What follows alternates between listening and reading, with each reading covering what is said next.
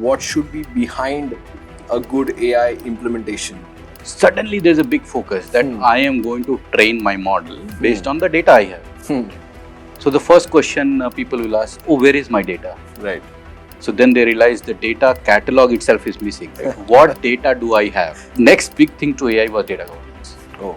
And data governance not in so many words, but data observability. Can I have the view of my data pipeline? Yeah. Can I have the view of how data is failing, how data is coming together, right?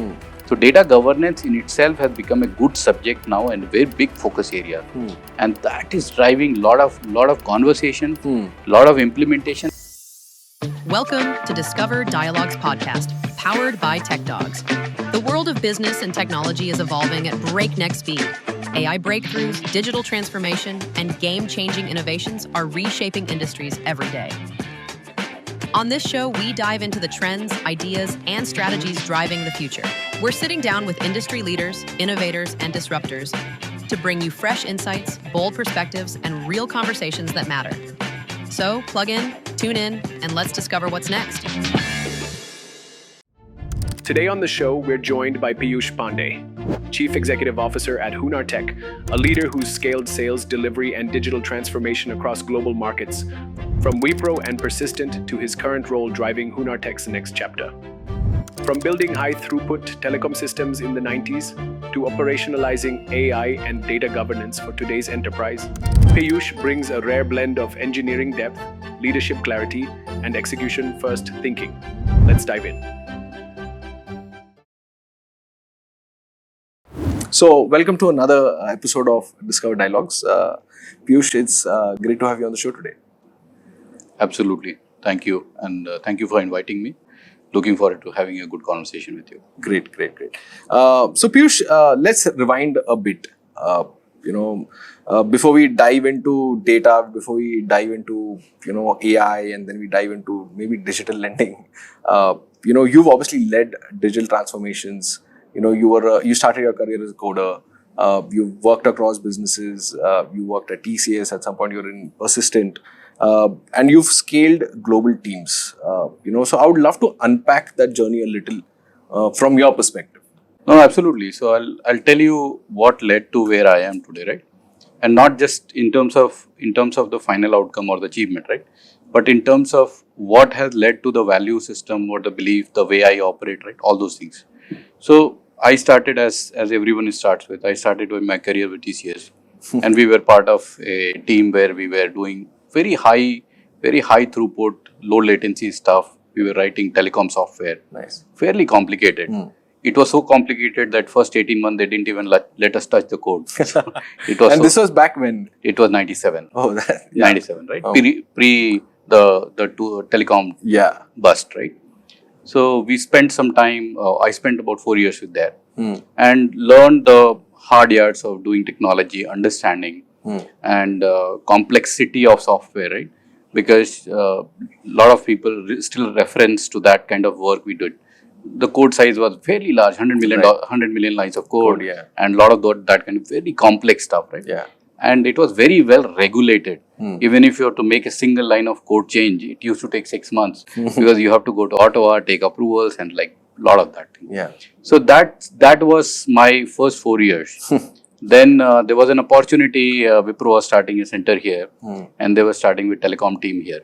So they reached out. We had a conversation, and 2001 I moved to Pune. Okay. So that was my startup my stint in Pune. Nice. 25 years now in Pune. I never thought that I'll stay so long in Pune. But I moved to Pune. I started my career with Wipro. I ended up spending about 9 years with them. Oh. And that was unique in the sense that that I came here, and that was right after 2001. And we didn't have any customers. Okay. So we were all scared. I don't know whether we'll have a job later this year or not, right?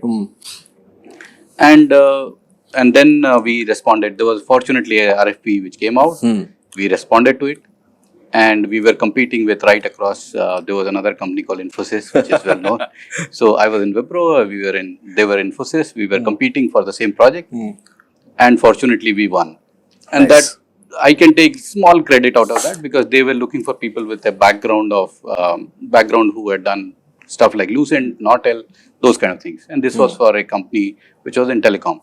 So fortunately we won.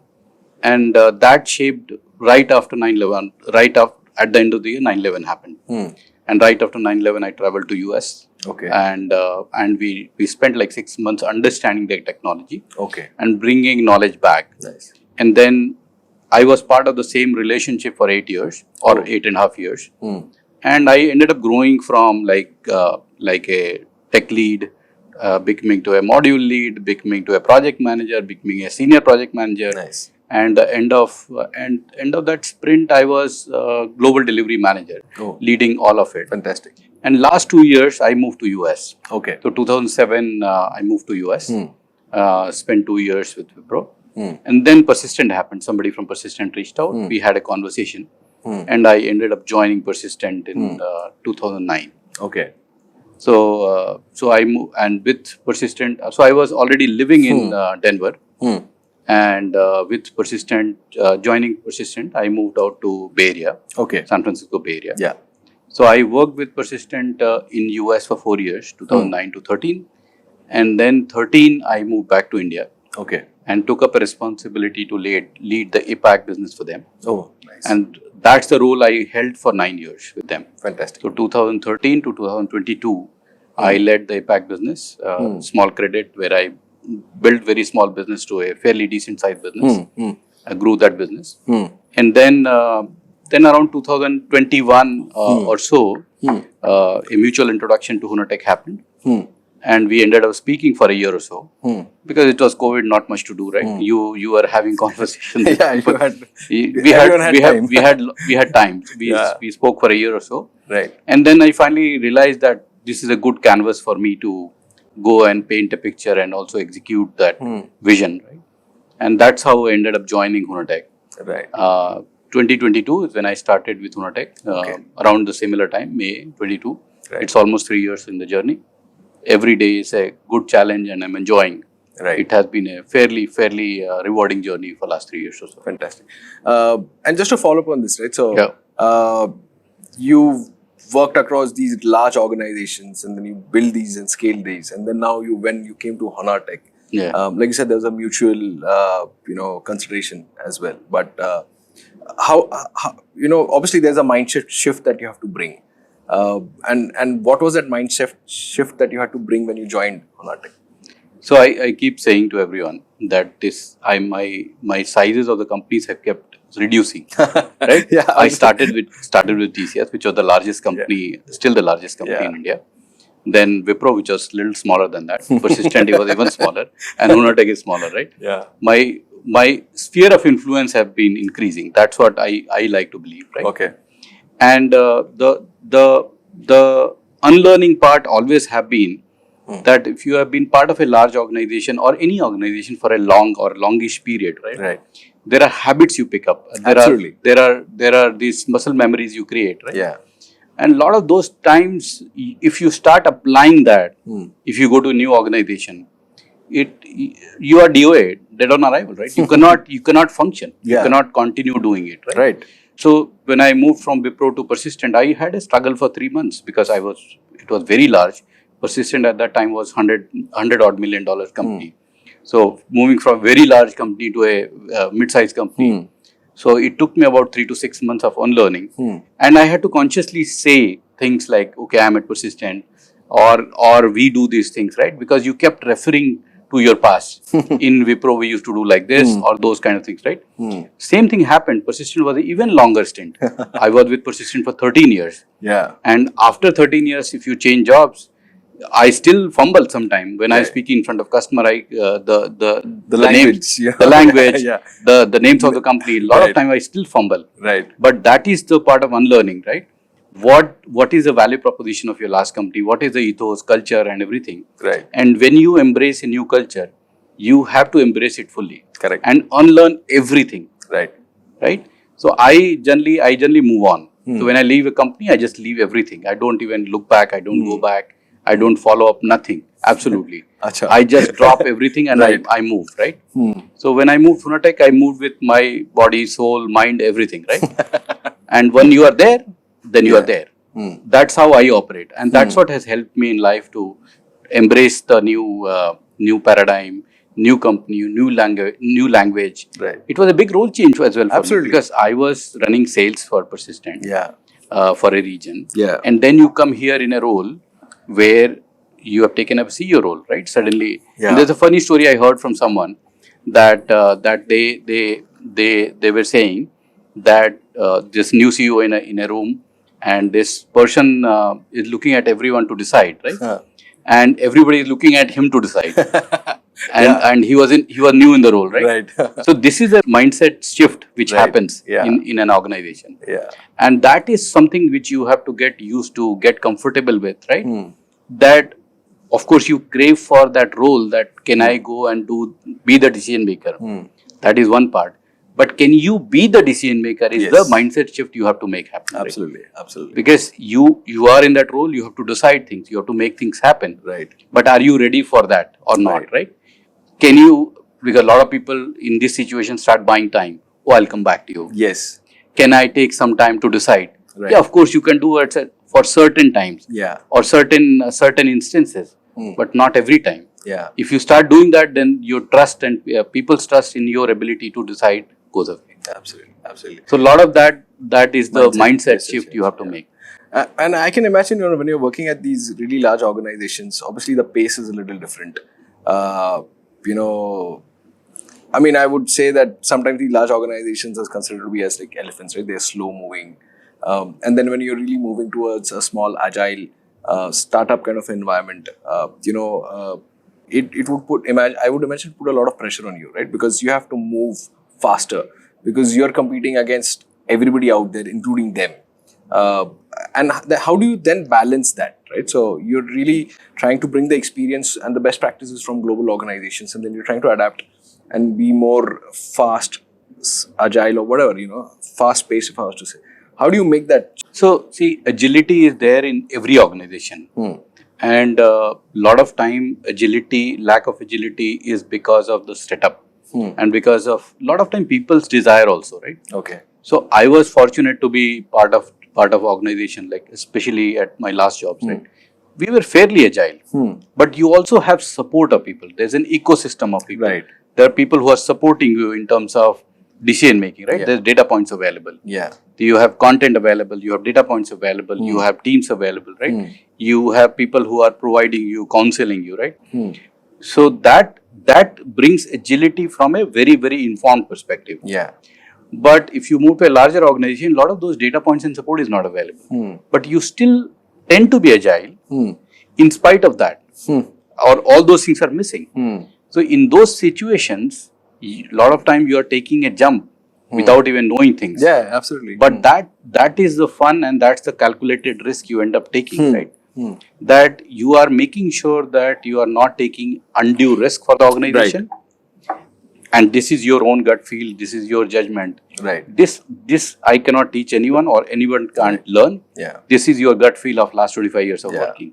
Yeah. That I look at a requirement, look at a deal, look at a customer, look at a person, and then you take these calls. Yeah. I'm going to do it or not, or we are going to do it. And these are the instincts you build over the last 25 years. Yeah. I've always thought that when you're working with smaller agile setups, the room for error is very less. Larger organizations can absorb, a little, but you have to get it on point. You have to get it always right the first time you do it. I'm going to take that as a segue to the next segment that we want to talk about. And obviously, for the last year or and a half, what has happened is that AI is now becoming, I would say, more mainstream, right? So people are now productivizing it. We can now see AI in our faces, in our phones. We are leveraging it day in, day out. And obviously, there is this whole concept around AI on what is actually working, what's not working, what are the ground realities, what should be behind a good AI implementation, So I'd love to talk a little bit more about that, right? For me, I think one of the fundamental things that I've understood is that for any AI to work, what's going to be important is going to be the data behind it. I'd love to hear your thoughts on this. Yeah, so I'll start with the first part of the things you talked about, right? The cost of error. In a large organization, the cost of error is a lot of time you can manage it, you can gloss over it, or you can say that this was part of learning, right? Yeah. In a smaller organization, if you make too many errors, the trust from the management goes away. That is one. True. Yeah. The second part is, if you make an error, the percentage of impact is quite big. Yes. And especially the kind of work we do, right? You are doing a data project and a lot of time we do fixed price deals. And fixed price deals meaning the price from customer is fixed. Yes. But the scope what we have signed, a lot of time people take advantage and you end up accommodating, right? On the way, I was having a call with one of my teams where the scope has happened, scope creep has happened. Right. But the customer is not agreeing because we had not explicitly written the number of things to be done, right? A lot of time we are very good at English. The teams write a lot of good English. Right. Numbers are missing. So those kind of challenges. So teaching the team and making sure the team is aware how to time box things, how to put scope in a language which can be measured, can be reported. So that part is very part of the culture which I'm trying to build. Nice. And I'm trying to make sure the teams understand this, right? Because these cost of errors are very, very, very, very difficult to absorb for us, right? That is, yes. And that becomes challenge. Yeah. Second part of your question was on the AI side. How does where the world moving and what the role these kind of technology will play, right? So I'll take in that segment, right? As an organization, we have been implementing the thing called data governance solution. Oh. So, and we have been doing this for 15 years. And first 12 years or so, there was not much hype about it. Not many people thought about it. We used to do, but a lot of Western organization will do, right? Now with AI, suddenly there's a big focus that I am going to train my model based on the data I have. So the first question people will ask, oh, where is my data? Right. So then they realize the data catalog itself is missing. Right? What data do I have? Yeah. Because this is the first time a lot of companies have seat on the table. The data heads of data have seat on the table. Right. Yesterday only I was joking with someone. The heads of data for last 15 years, 20 years. It used to be CIO -2 level, -3 level. Right. There was like these 4 people sitting in a back office doing data work and like that's how they were. And suddenly you are hiring chief data officer. Yes. If that person is new to the role, he is probably used to the limelight. If you are promoting someone internally, that person is not even used to the limelight. Yeah. He was sitting in back office doing this data clunk work, and suddenly he is then in the limelight. Yeah. And then that person says, "Oh, I'm not ready for this. What's going on in this situation, right?" Yeah. So suddenly people are asking that person, "Hey, where is my data?" And that person saying, "You never asked this. Yes. What's going on now?" Yeah. So people say, though, I have this budget, AI budget, and I am going to run these models on our own data to make sure that we generate some responses or we generate some new ideas. So first question, where is my data catalog? What all data do I have? Correct. So that has become extremely relevant. So once you identify data catalog, then you realize, oh, let's look at the quality of data. Do I have good data or not? Right?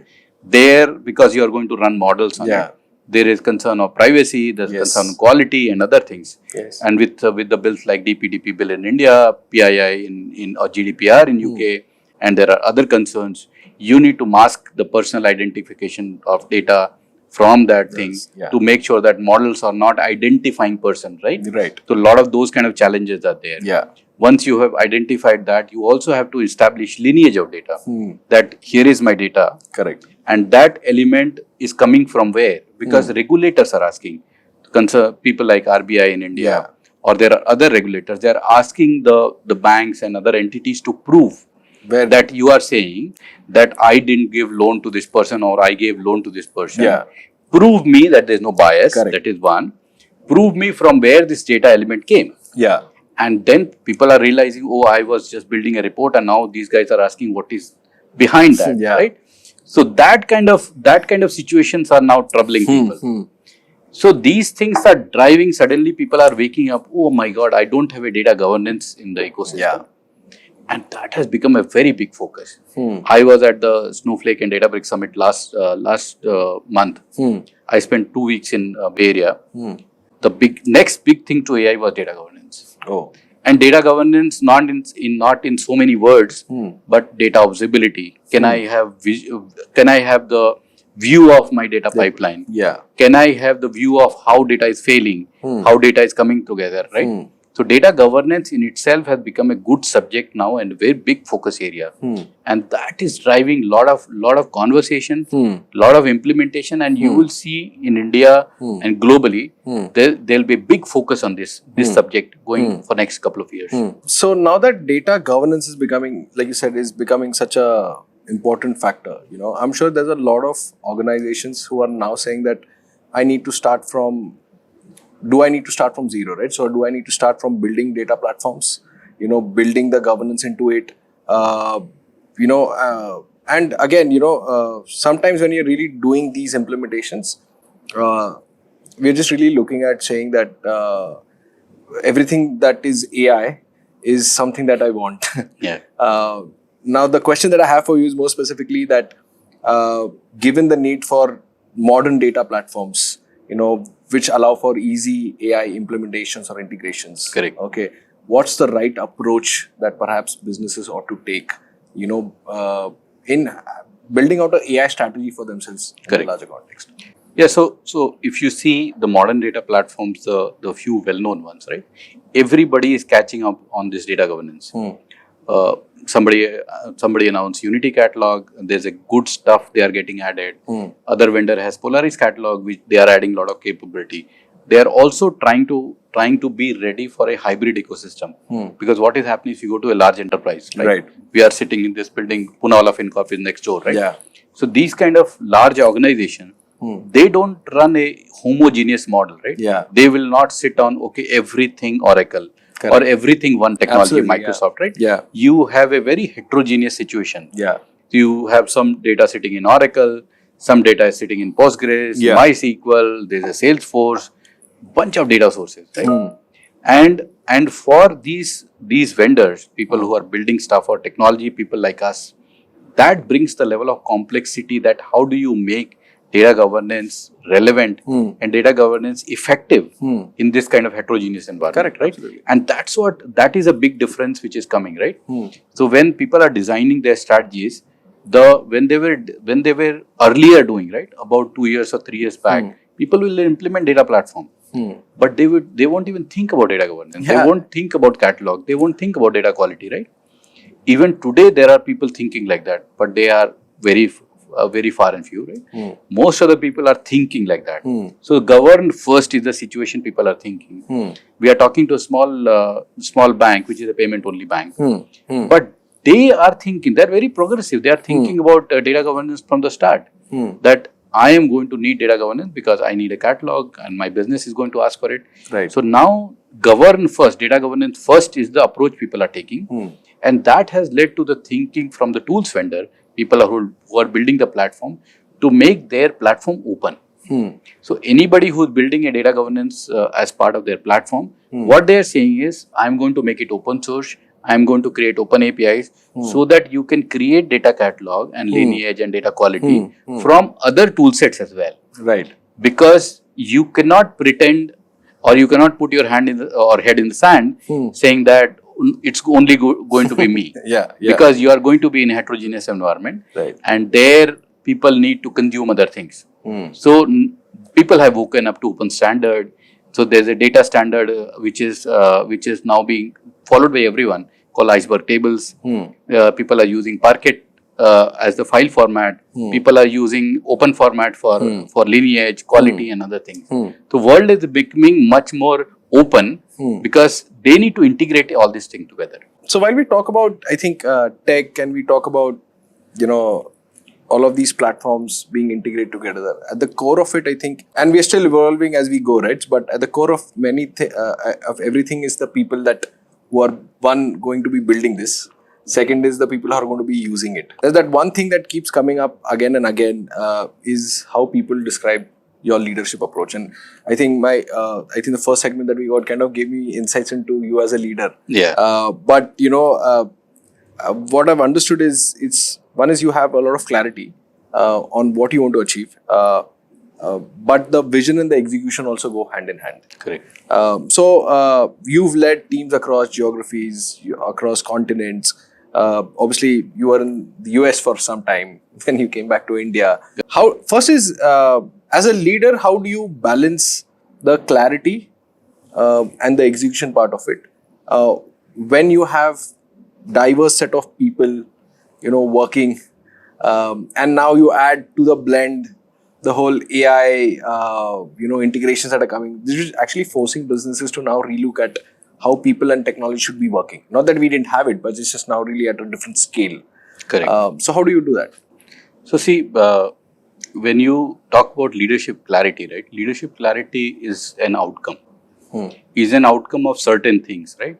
So I believe a lot in communication. Okay. So when I joined Hoonartek, right, it was a 12-year-old organization built through its own DNA, built through the founders, built through or going through its own motion and everything, right? One of the first change I made was transparency in the way we communicate to our employees, right? I started inviting the senior leaders like my -2s and -3s to board meetings or through forums. Nice. Where they could see stuff which probably they have never participated. Whatever goes in my mind, I generally write a monthly newsletter and it's fairly direct. Nice. I write stuff which I hear in field, which I going through. So building transparency in the organization was the first thing I did. Oh, nice. Across the board. And not like with it depends or but or in this situation, we may not be in this situation, right? We are very, very transparent in that sense, right? Whatever goes on, people, there was a fear from HR that if you be so much transparent, people will walk away, people might take it other way around. I said, fine, I will deal with those situations, but this is how my leadership philosophy is. We will be transparent with people. We will tell them what is going on, and we will make them responsible, and people will own their outcomes as well. Right? That was one thing which one change I did. Second thing I'm generally very serious about is doing things consistently. I was telling to my team yesterday, you can be as big as you think you are. You can be as small as you think you are. Yeah. Right? If you think you are big, you will respond to a question from a customer or a conversation in a certain way. Yes. And I gave an example yesterday to right. him. That you will go like we are competing for a deal, right? For a project. And we have already done that same technology and same work few times. And our team was going, or the sales team was going to the customer or prospect and asking that, oh, give us an opportunity, can we have a conversation? I said, why don't you go and tell them that if you are not going with us, you are making a mistake. There is no one better than us in India to do it. What is stopping you from doing that? And that changed their perspective. Right. If you see this over and over again, the whole confidence in the organization percolates down. Absolutely, absolutely. From top to bottom. Because if I demonstrate that confidence, that this is how we are going to do it, this is how we will structure it, this is how we'll execute it, and this is why we are the best, right? That confidence percolates down all the way, right? So consistency of communication, consistency of doing things, consistency of delivering results and execution is very important, right? So that is the second thing which I generally focus on, right? And there are a few more other things which you focus on to make sure that the team can see you as a reliable leader, right? You cannot, if you are in front of, or I have a public role, right? You are talking to teams every day, you are talking to customer every day. Right. You cannot be moody. You cannot snap at people. Right. The least your team expects is a reliable leader. Absolutely. Who 90% of the time can be relied on to give a reliable answer. Yeah, absolutely. And you should be predictable. Right. If you are not predictable, you are not going to be a good leader. Right. So that's how I operate. No, absolutely. I think the last point resonates a lot with me because I've been one of those people, on a personal front, I always said, whatever happens, when you step into your work role, you have to be the same person that you were yesterday, the day before, and maybe you'll be in the future as well. Because, that one, let's assume for a second you are driving and, somebody scratched your car on the way.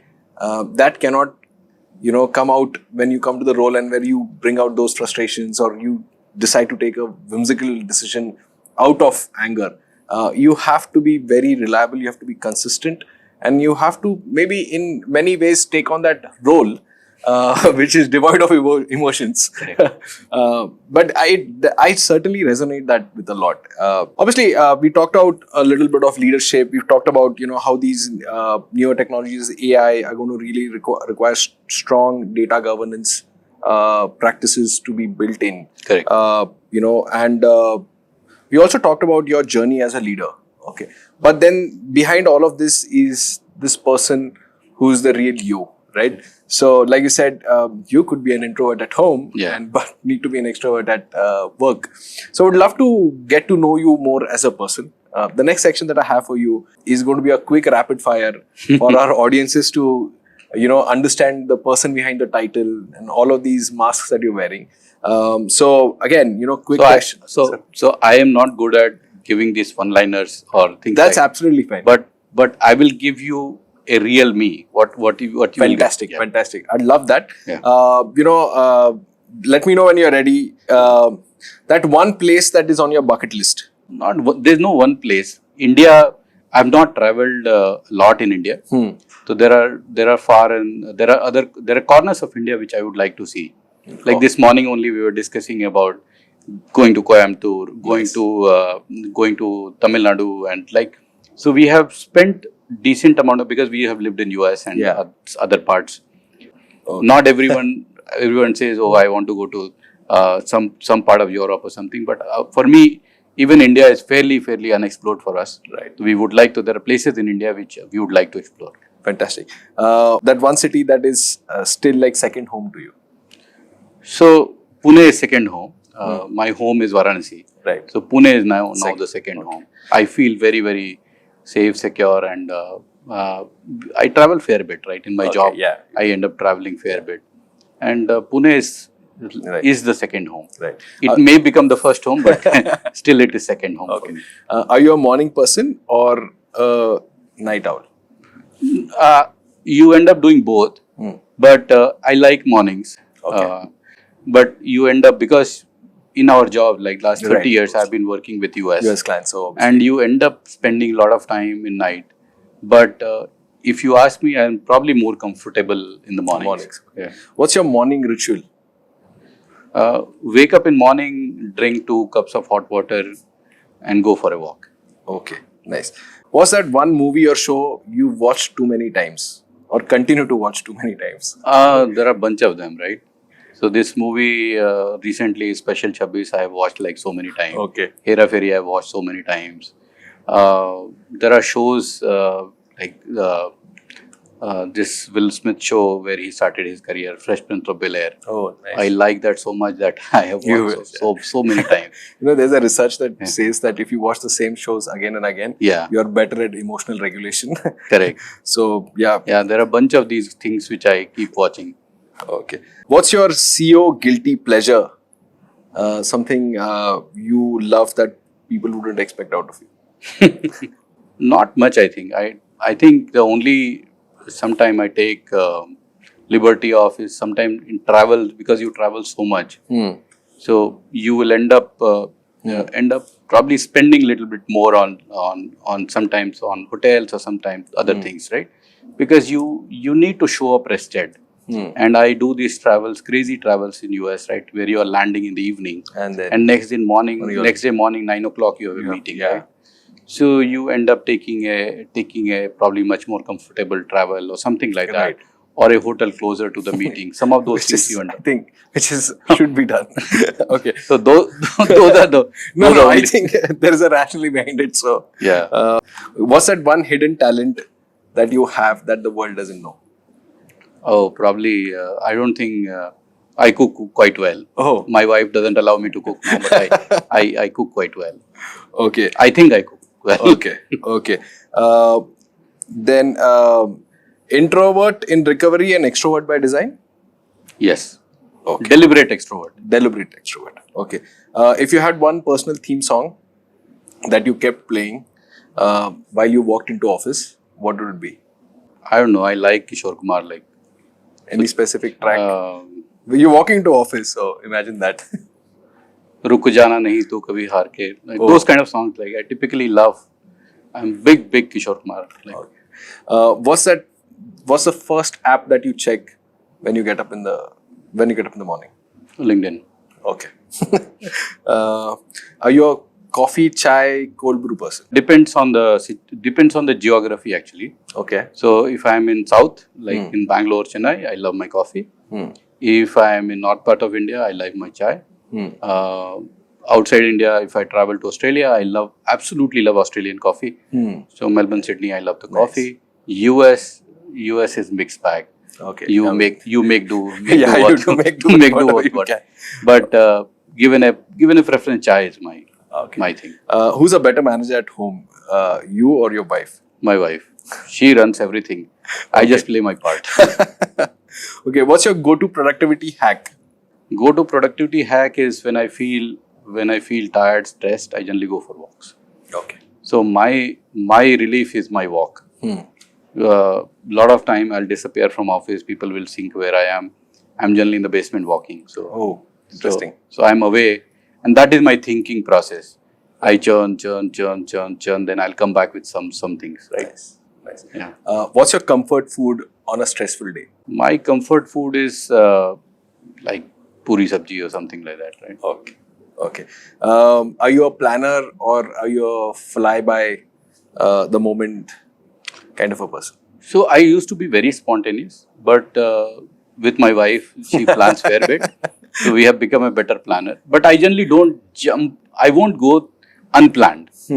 But I still like but you some love sense the of adventure. Yeah, some sense of a box, right? Right. That we are going here. We have when predictability around where we are going. So what I do generally when I'm traveling or when we are traveling, what I fix is two things. Right. The flight and the hotel. After that, everything else is okay. We'll figure out something. If you had a personal assistant for only one task that you didn't want to do, what would it be? Follow-ups. Because I would like follow-ups to be done, but I personally don't have time to do it. Right.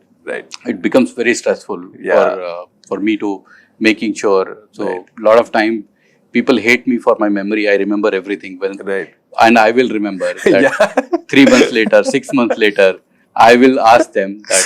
I think the same saga at our end. When we forget, we forget. But when we remember, then that's a really bad thing. Correct.